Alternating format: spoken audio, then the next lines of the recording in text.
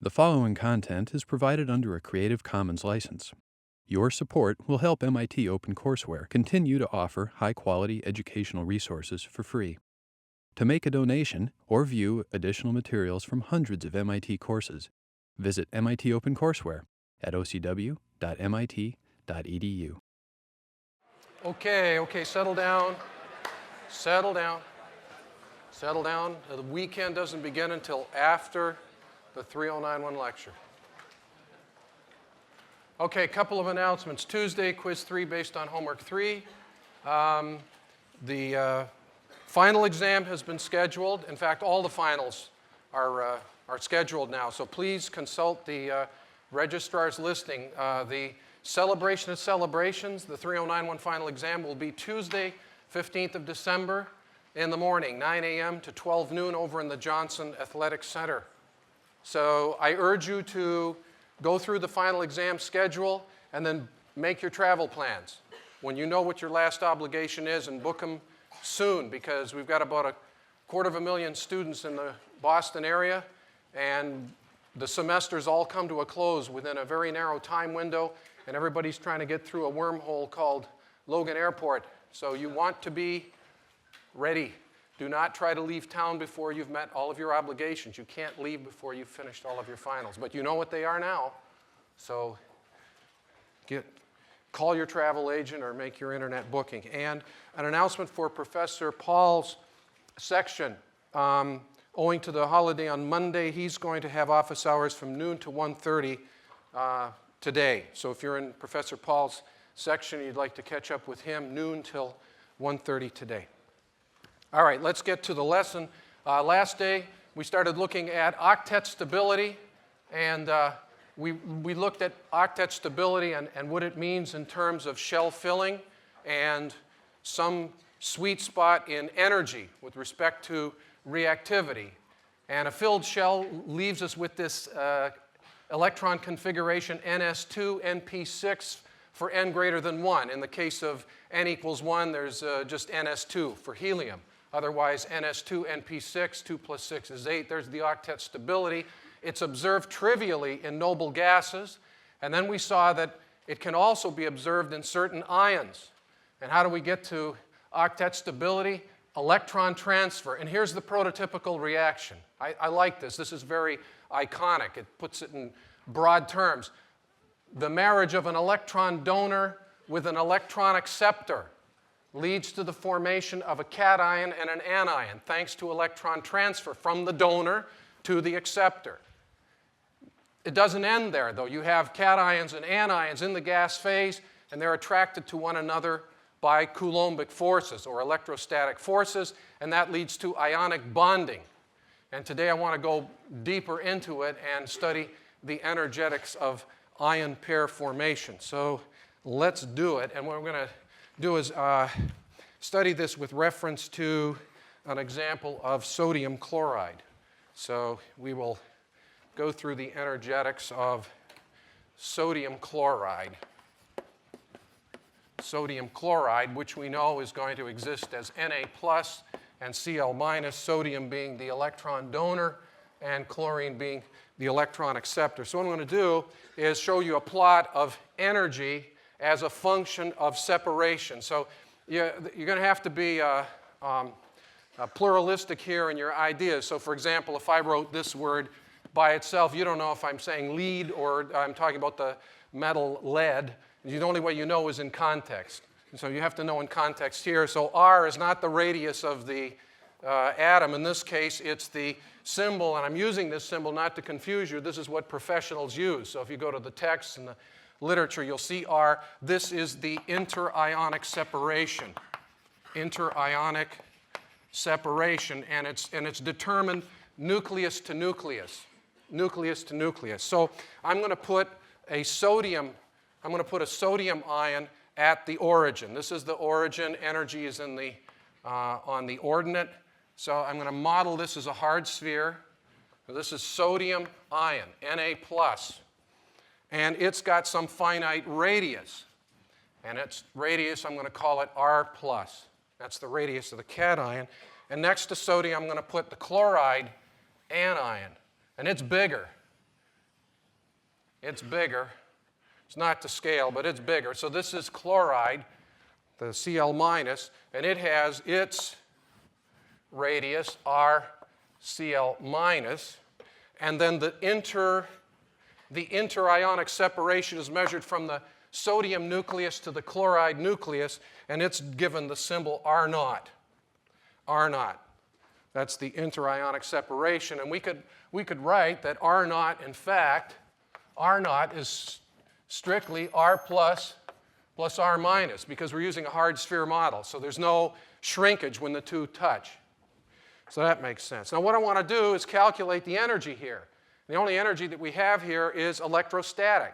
So we're going to start and say, imagine if we had these two ions separated by infinite distance and we brought them to a separation of R naught, how much electrostatic energy would be stored there? So I can write that as E, and I'm going to call it attractive. There's a force that attracts these two ions together, and that's given by Coulomb's law. So that's the product Q1, Q2 over 4 pi epsilon 0 R in general. I'm making this as a function of R, and then we're going to figure out how to get to R naught. So Q1, put a little legend here. So Q1, I'm going to make that the sodium just for grins and chuckles. So Q1 is equal to the Z, the valence on the sodium, times the charge, the elementary charge. So the charge on the sodium is +1, so it's +1e, and Q2 is going to equal the charge on the chloride times E. In this case, the chloride ion is -1, so Q2 is -E, Q1 is +E. Now, if instead I were doing magnesium oxide, magnesium would be +2, oxide would be -2. So that's where the charge on the ion comes into play. So we can put that in here, and we'll make this Z plus times E, Z minus times E. So there's Q1, Q2 over 4 pi epsilon 0 R. And in this case, for sodium chloride, this is +1 times -1 is -1 E squared over 4 pi epsilon 0 R. So this is a function of R. This E is 1 over R. That's the hyperbola, and I can draw that here. So it's going to look something like this. All right? It's going to be a right, like this. Good. So that's the attractive force. Now, how do we avoid the ions just blending together? Why do they stop at R naught? What puts the brakes on the Coulombic force? For that, we have to look at the fine structure of sodium. So let's look at the fine structure of sodium. So sodium is net charge +1, but sodium, more properly, if I go to the next level of structure, is really 11 protons in the nucleus, and it's got electrons around it, in total 10 electrons. So its net charge is +1. All right? Now, if I'm way over here, and I look at sodium, I just see something of charge +1. And in fact, I could model sodium as just a point charge of +1 and do all the electrostatics, and I would be perfectly accurate in my estimation. But as I get closer, I see there's fine structure. It's like so many other things in life. From a distance it looks really good, and you get up close, you go, ooh. So I'm not going to mention any names, all right? But it's Friday, be careful. So as I get up closer, I realize that it's +1, but the +1 is +11 mediated by -10. So when things start getting close together, this exterior of negative charge becomes manifest, palpable. So let's look at the chlorine. The chlorine's coming in, sees +1, +1. It starts getting closer and closer, and now what happens? The negative electronic configuration on the outside of sodium is interacting with the negative electronic configuration on chlorine. And the result is you have electron-electron repulsion. And we've got an equation for that, and that's given by E repulsion is equal to some constant B over R to the n. And this n is called the Born exponent. Born exponent. It's not the quantum number. So R today means interionic separation. N means Born exponent. And you have to determine it by experiment, and the value lies between 6 and 12. Between 6 and 12. And we have to determine B by experiment. So let's say this thing's got to pick a number in the middle. Say it's 8.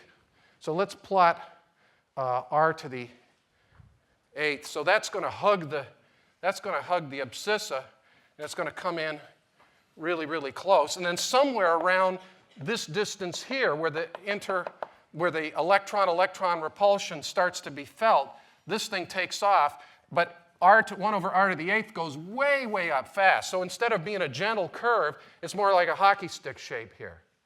And so now the net energy is the sum of the negative attractive energy and the positive repulsive energy. And if we sum the two,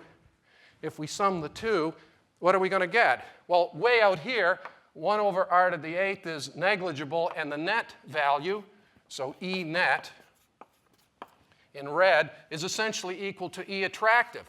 And at very, very low values of r to the 8th dominates r. So we have this as the net value, and the two sum.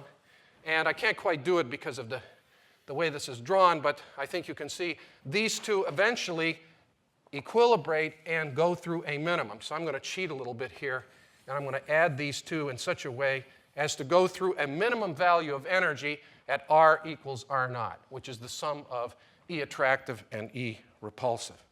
So we can sum those two, and let's see what we get. At r equals r naught, E net is equal to its minimum value. So how do you find a minimum in a function? You take the derivative. I'm going to put some math to work here. So we'll take dE by dr and set it equal to 0. And the value of r at which it equals 0 is termed r naught. Okay? So we just go through and take the derivative of that thing. And I'm not going to go through all the math, but just show you the setup here. What's the other thing that we know? dE by dr represents what? That's force. So I could say that at r equals r naught, the net force is 0, which is what you'd expect, because if the net force isn't 0, it's going to either push the ions farther apart or draw them closer together. So this is mathematics imitating reality. What a concept. Math working for you instead of you working for math. So what do I have? I have everything in these equations except the value of B. I'm assuming we know the value of N from experiment. We don't know the value of B. And so you can solve to get the value of B. And once you've got that, you can put everything together and give an expression for the energy of the system at r equals r naught. When you plug everything in, you get this. Z plus, which is the net charge on the cation, times Z minus, which is the net charge on the anion, divided by 4 pi epsilon 0 r naught, 1 minus 1 over n, where n is the Born exponent. And this is valid at r equals r naught only.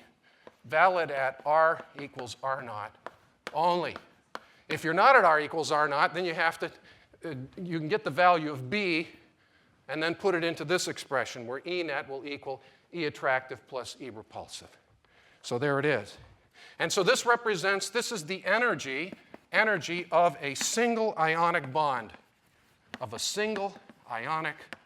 Because that's all the energy that's there. It's the single ionic bond. And the second thing that we realize is plus times minus is net minus. So this means that it's negative quantity, as it should be. It has to be a negative quantity. All right, so what do we have here? What we've seen by going through this derivation is the recognition that the ionic bond is electrostatic attraction mediated by electronic repulsion. It's the balance of the two. And those words sound so good to me that I'm going to write them down. Electrostatic attraction mediated another lovely word, mediated by electronic repulsion. So that's how you get to the final setting here of the inter-ionic separation. So what are the characteristics? What does this lead to in terms of characteristics of this bond? Characteristics of the ionic bond. Well, first of all, it's omnidirectional. It's omnidirectional. This is a consequence of the fact that the electric field radiates in all directions uniformly. So the negative field coming from the chloride ion is uniform in all directions. There's no preferred direction. Omnidirectional. Okay? E field, well, I better not say that. An electric field, not the energy field. Electric field radiates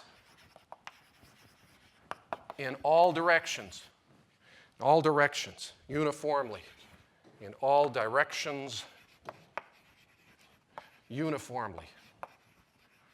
And that's going to have consequences. I'm not just telling you this because we like cataloging things. This isn't bookkeeping class. So we're going to come back, use this fact. And the second thing is that the bond is unsaturated. Unsaturated, which is a chemical way of saying that a given ion can bond to more than one other ion. And other types of bonds, that's not the case. A given atom can only bond once, and then it's done.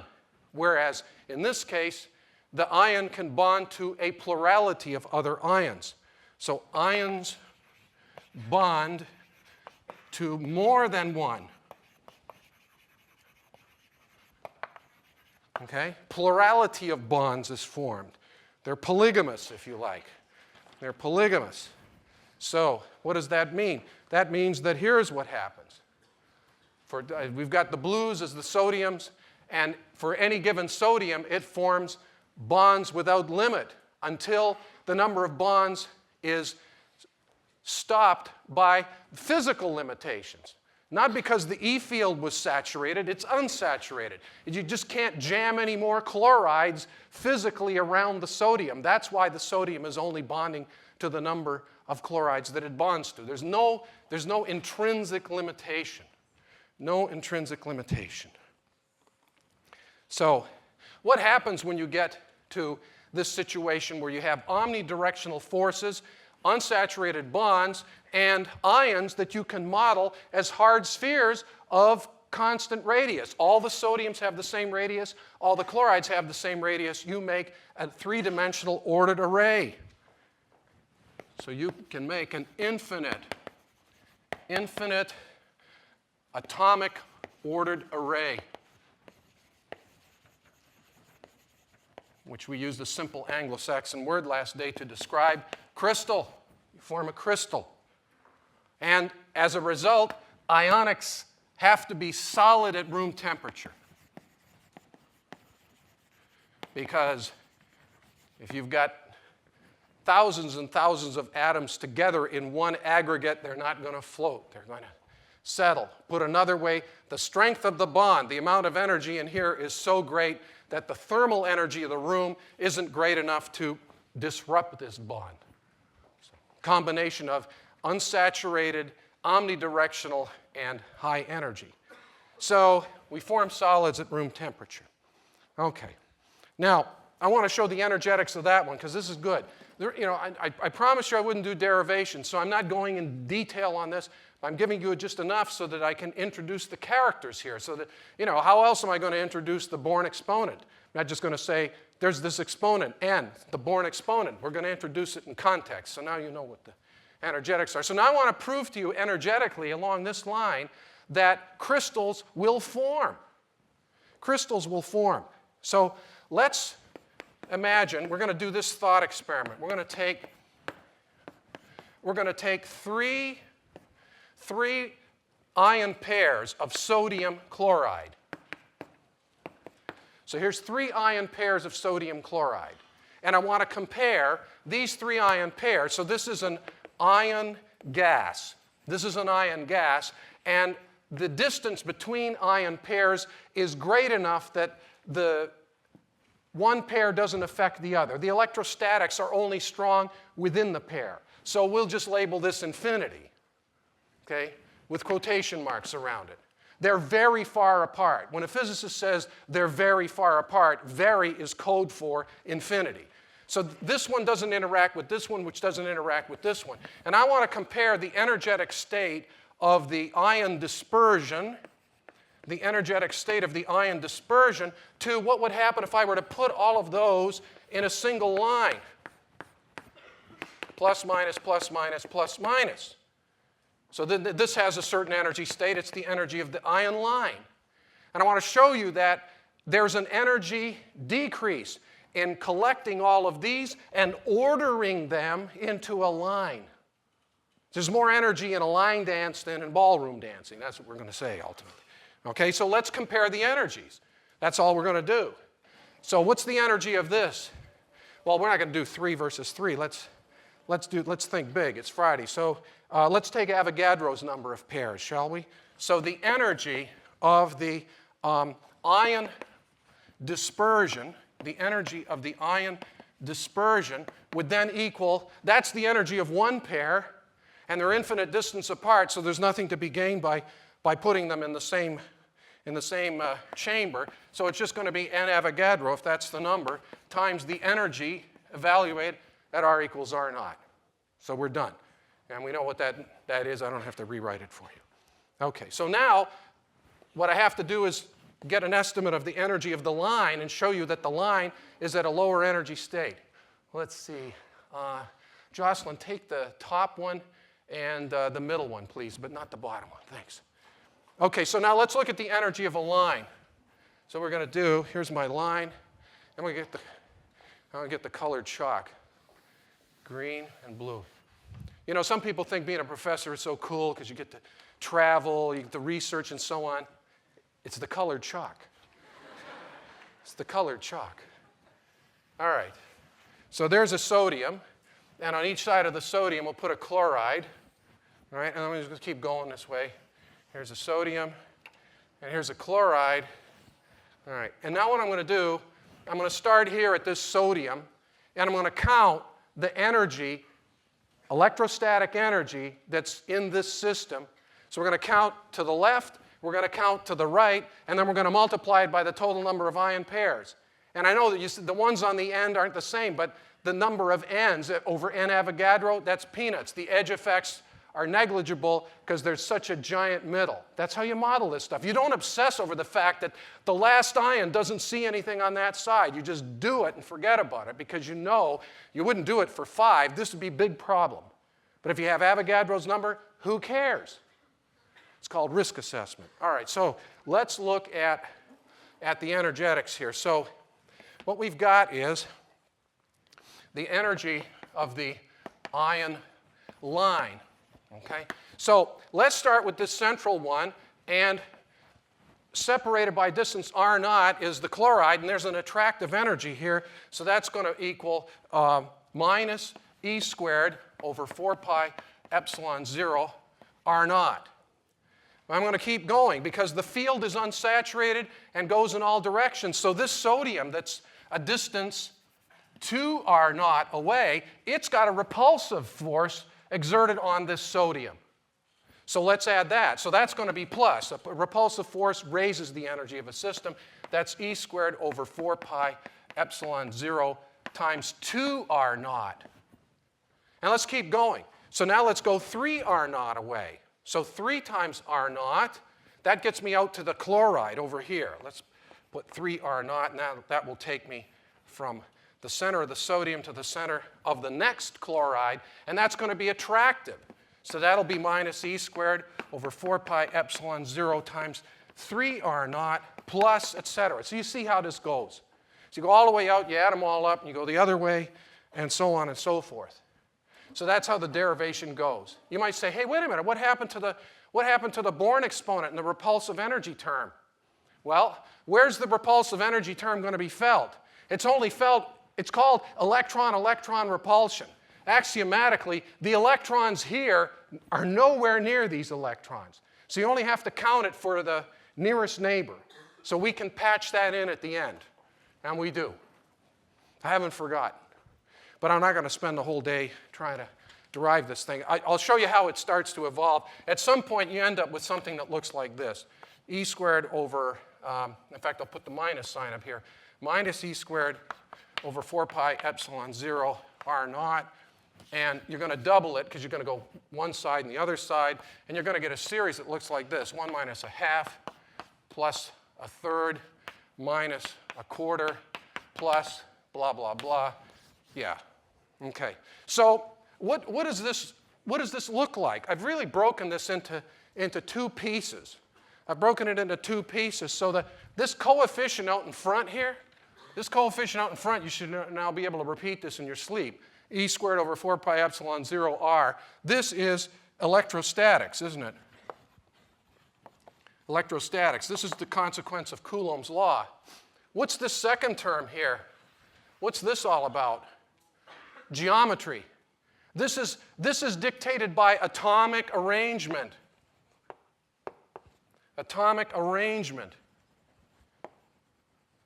So I could calculate this if I took, instead of a line, what if I put them in a sheet subject to the constraints of those sizes and +1 and -1. So what would be? I'd start at the sodium and count how many chlorides. If I'm in a plane, there'd be 1, 2, 3, 4. And then how many sodiums? Well, there'd be on the backside of each of the chlorides. And I'd add them all up in 2 space, and I'd end up with another coefficient here. All right? And we call this thing, we compress all of this into a coefficient which we call the Madelung constant. The Madelung constant. And it's a function of the atomic arrangement. So different crystal structures have different Madelung constants. And it's named after a German professor, Madelung. 1910, he published calculations for the energy of a system of point charges. Just abstract theoretical paper. And then about 10 years later, another German professor by the name of Paul Ewald, he did his PhD for Sommerfeld. He published a paper in which he actually made the calculation for ion crystals. And he came up with this constant. And to show you the class of the guy, instead of naming the constant after himself, he named it after Madelung.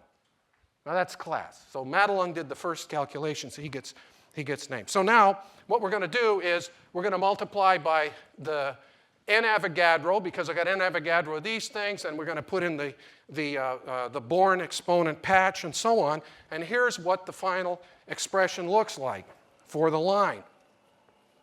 There are a few algebraic tricks that I'm not willing to do in class because I don't think that's a profitable use of our time in a chemistry class. But if you want to try the derivation, I have it in full, and we can compare notes. So once we get the patch in, it's going to look like this. It'll be minus, there'll be the Madelung constant times n Avogadro E squared. And this is already assuming it's +1 -1. If this were magnesium oxide, there'd be a 4 in here. 4 pi epsilon 0 r0 times 1 minus 1 over n, where n is the Born exponent. So compare this to this one here. What's the only difference? The only difference is the Madelung constant, right? It's the only difference. So E of the dispersion, the E of the pair dispersion is really equal to E of the line divided by the Madelung constant. So what I'm trying to prove to you is that E line is more negative than E of the dispersion. So it all hinges on the magnitude of m. If m is greater than 1, we win. If m is less than 1, I've just proved to you that water runs uphill. So that's a bad day. All right? So let's calculate the value of m. And you can go to your algebra books, and you've got this series, natural log. And engineers write natural log ln. I know the mathematicians write log. Engineers, that's 1 plus x, okay? Natural log 1 plus x. You know what this thing, you can expand this as x minus x squared over 2 plus x cubed 3, You know, look that one up.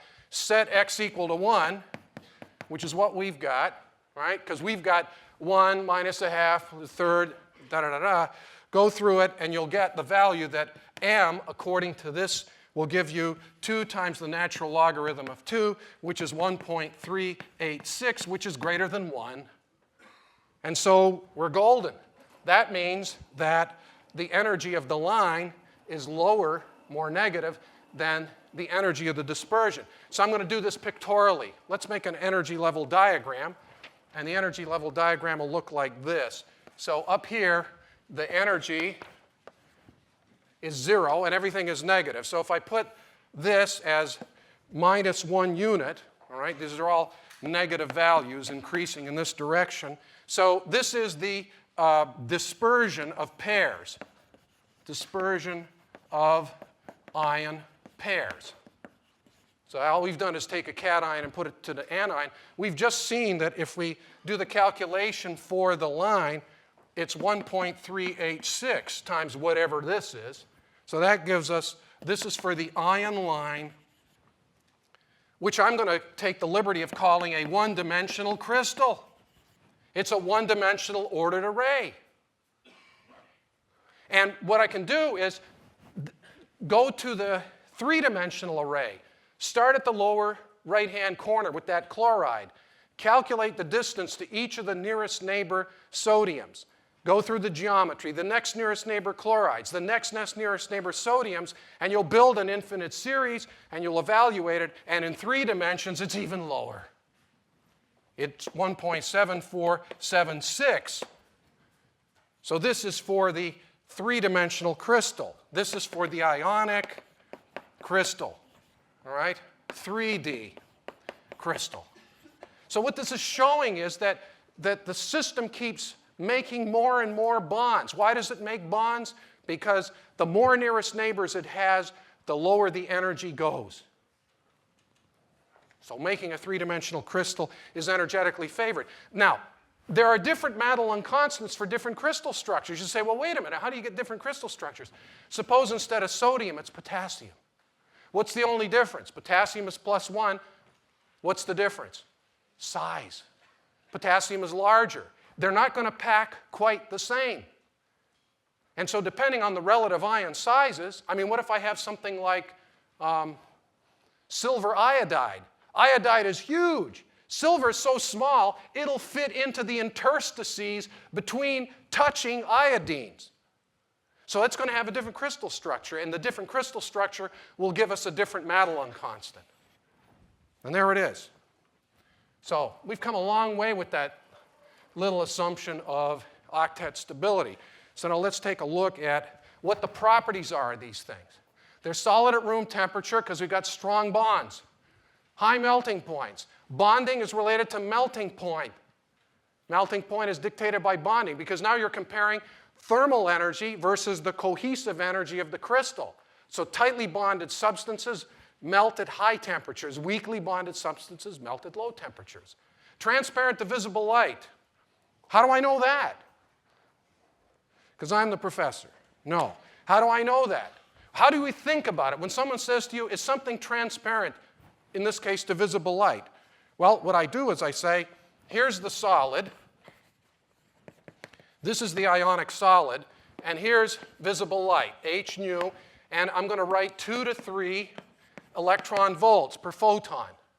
And what happens when I want to decide whether this is transparent to visible light? Now, look at the modeling here. Photon is a squiggle. I don't know if that's Cartesian space. This is like a crystal, right? I'm speaking Californian. It's like a crystal. So now, if I go inside, I want to make the energy diagram. So what's the energy diagram look like? All right?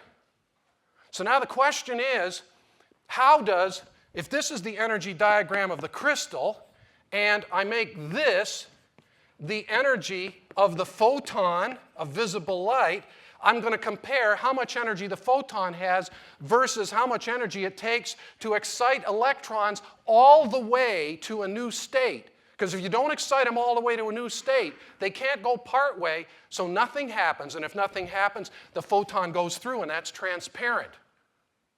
Now, what do I know about the binding energy and the energy level diagram of Na+? Well, it's isoelectronic with neon. And I know that neon has an average valence electron energy of about 20 electron volts. So my guess is the visible light is not going to do anything. And so it just passes right on through. See, we got all that. Electrical insulator, how do I know that? Well, all that glitters is not gold, but it must have free electrons. And these electrons are all bound. And they're tightly bound. Hard and brittle. If it's going to be ductile, the atoms need to be able to slide over one another. Well, there's no way these can slide over one another, because to slide over one another requires that at some point the two sodiums are going to be nearest neighbors, and the repulsive forces are so high the crystal fractures. So if you try to deform an ionic solid, you will get it moving in accordance to the elasticity. So force will be proportional to the extension, Hooke's law, but if you try to plastically deform it, you shear it. Soluble in water, we'll come back to that later. Melt to form ionic liquids, and good for electrolytic extraction of metals. I showed you magnesium last day. Today I'll talk a little bit about aluminium, but that comes later. Okay, so where do we find elements that are going to form ionic solids? We go back to the beginning of the lecture. What do you look for? You got to find the box of really good electron donors and the box of really good electron acceptors. That's where you go. So the good electron donors are at the left side, and the good electron acceptors are at the right side. So if you take sodium plus chlorine, you get sodium chloride. If you get calcium plus fluorine, calcium fluoride, magnesium plus oxygen, and so on. Okay? So, yeah, this shows. Yeah, and you look, you need aluminum plus oxygen. Yeah. There's Max Born. Max Born, he got a Nobel Prize. He got a Nobel Prize. So did Fritz Haber, but we're going to come to him in a minute. All right, so now I want to do this. Energetic calculation one more way, because right now we've been operating with ion gas, but sodium isn't found normally in the form of an ion gas. So let's do something that is starts with elements found in nature. So we want to form an ionic crystal, from elements in their natural state. And what's going to happen is we're going to be able to define a few more terms. So that's going to make everybody happy, because we get more definitions. And this is called the Born-Haber cycle. The Born-Haber cycle, named after Born and Haber. Yeah. And what we're going to do is we're going to, pardon me, there's a C in there. We're going to invoke Hess's law. Invoke Hess's law. And Hess's law is sort of like Kirchhoff's law for electric circuits. Hess's law says that the energy of a chemical change is path independent. So energy change in a chemical reaction is path independent. It's sort of like potential energy in Newtonian mechanics. It doesn't matter if you take the elevator to the top of the Hancock Tower or if you walk up the stairs. The change in potential energy is the same when you express it from the top of the Hancock Tower, although you might be somewhat more exhausted having walked the steps instead of taking the elevator. But you don't get any credit in terms of the potential energy.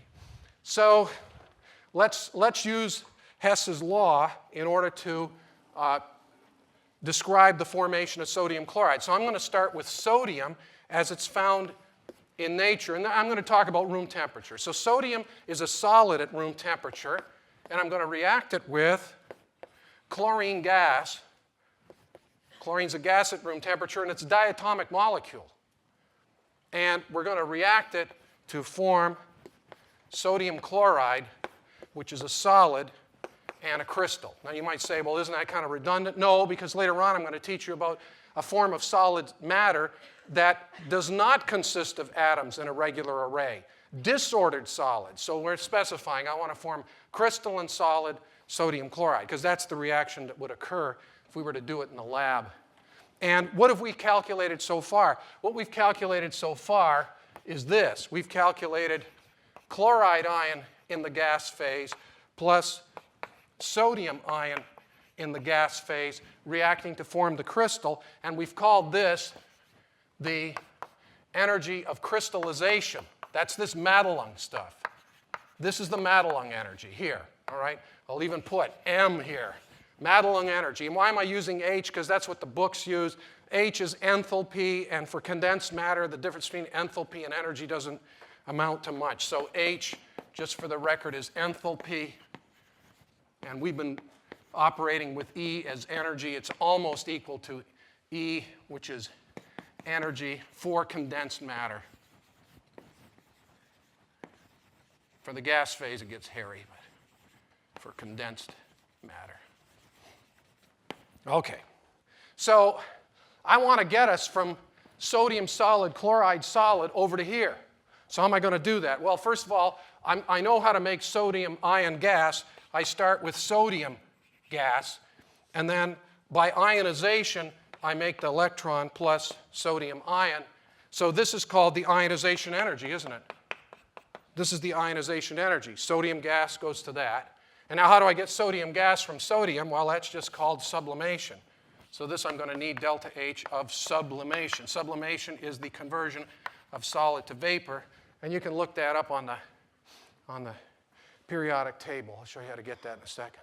And now how do I get chloride gas? Well, chloride gas is going to start with atomic chlorine gas, but instead of losing an electron, I've got to acquire an electron.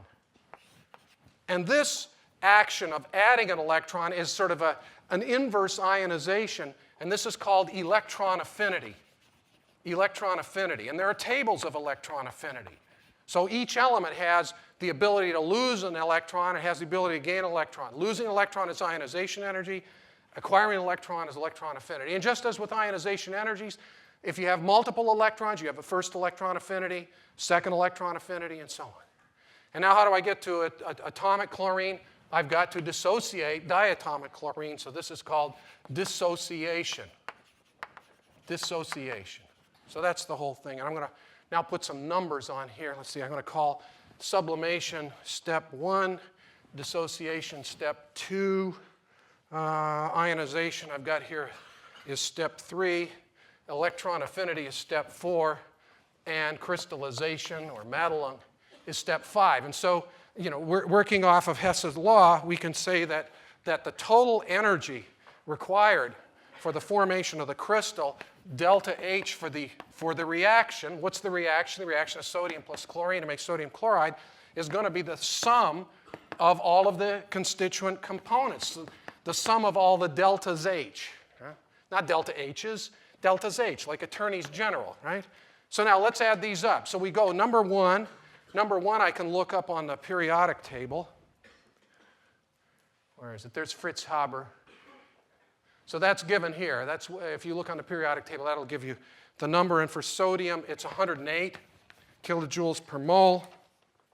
Number 2, get that from tables, it's 122. Number 3 is just the first ionization energy. You look it up on the periodic table. First ionization energy of sodium is about 5.3 electron volts, which turns out to be 496 kilojoules per mole. But look at, these are all positive energies, and we're trying to make a net negative energy. So these 3 steps are all raising the energy of the system. Finally, acquiring an electron by chlorine is going to decrease the energy of the system because chlorine is a good electron acceptor. So that's minus 349, but watch this, people. The energy in forming the crystal from the discrete ion pairs is 787 kilojoules per mole, which gives us a net value of minus 410 kilojoules per mole. So what this is showing you is what the relative contributions are of the different components of that thing. So here it is in a graphical form. There's the vaporization of sodium. This is the dissociation of chlorine. This is the ionization of sodium, all positive energies, and now electron affinity, and look at this contribution from the Madelung energy. So when things crystallize, a lot of heat's given off. In fact, we can use that in cooling and moderating climate if we're clever about it. All right, now just to show you what the different values are here, that you're going to go in and get the lattice energies, you need to know the various R values, you see. The R naught is simply going to be the R plus and the R minus. So lithium fluoride, there it is. That's There's the lattice energy, and it's based on the combination of lithium cation and fluoride anion. So they've gone through and calculated these values. So their sodium chloride is 787. And you even get things like the boiling points, melting points. So sodium chloride, for example, melts at about 800 degrees Celsius. Now if you take magnesium oxide is, look at 3,700 versus 700. And the melting point of magnesium oxide is 2,800 degrees C. Look at aluminum. Aluminum plus oxygen.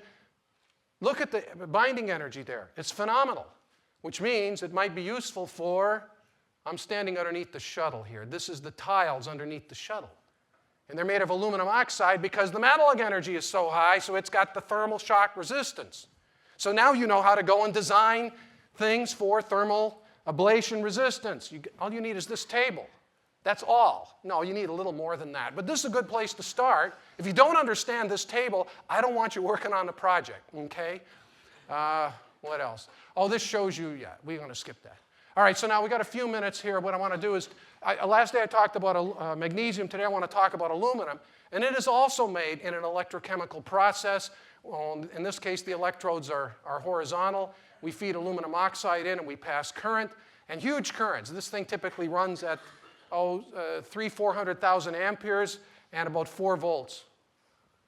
So at the cathode, we're running nature in reverse. Instead of the electron donor that aluminum is, we're shoving electrons onto aluminum ion and converting it back to aluminum.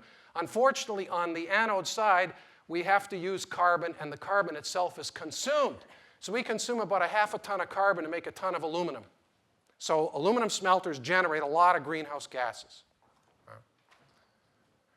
So you can see this is like a drafting pencil. It's constantly being fed. And to give you a sense of scale, this is probably about 10 feet across. And this gap is about 2 inches. And this is about, I don't know, 1.5 feet deep, sitting at about 1,000 degrees centigrade. Liquid aluminum and liquid salt. So this is what a smelter looks like. What's the sound of electric current? Yeah. The only sound you hear is the fans on the top to keep the place clean. There's the bus bars that are bringing in the current, and all of these various posts are these things. So all of the magic is occurring below the floor here.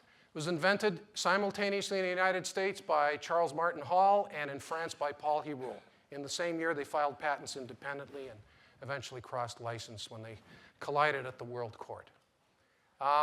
So this is what happens. We dissolve aluminum oxide in a molten fluoride called cryolite, which originally came from Greenland, make liquid aluminum carbon dioxide. Now, if we wanted to make this truly green, we want to eliminate greenhouse gas emissions, you need to find an inert anode.